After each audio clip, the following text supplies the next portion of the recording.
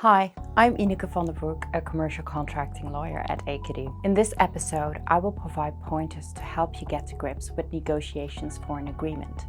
The aim of this episode is to hand you the tools you need to enter into contract negotiations with increased confidence.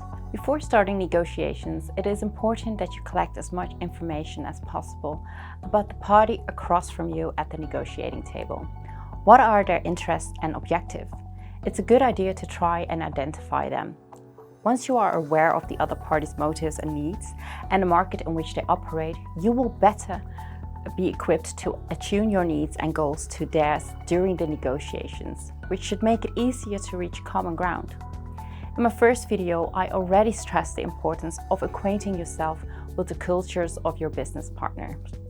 Before negotiating a contract, it is advisable for you and the other party to have a good understanding of the proposed collaboration.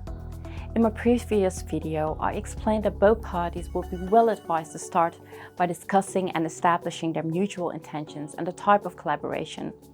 They should then make sure that they can reach agreement on the key elements of the collaboration. An agreement can be used as a route map with milestones for the supply of products. At any event, the agreement should provide for remedies to resolve any issues that might be likely to arise over its course.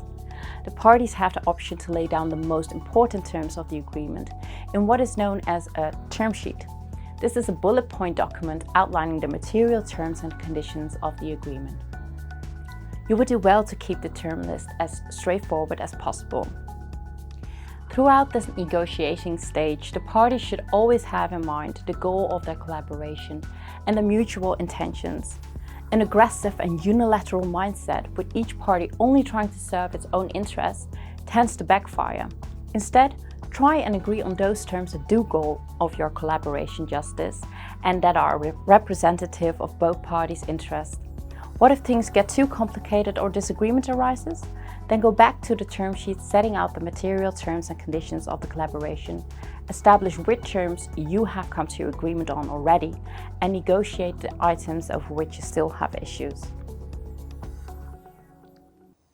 Before concluding an agreement or even entering into negotiations, you would be well advised to sit down with a lawyer specializing in contracting and chart the risk that both parties run in collaborating, taking into account the nature and classification of the agreement and the legal parameters defining the playing field. The agreement offers parties the chance to distribute risks in a way that does justice to the intentions and interests of the parties. A balanced distribution of risk should be everyone's aim. Enter the negotiations with a good understanding of the interrelationship between the potential risks and the rewards of the agreement, and try to avoid accepting unilateral and highly restricted terms. If you are keenly aware of the risks posed by the collaboration and of the compromises the other party is willing to accept, you will increase the odds of persuading the other party to agree to the terms that are less restrictive on you.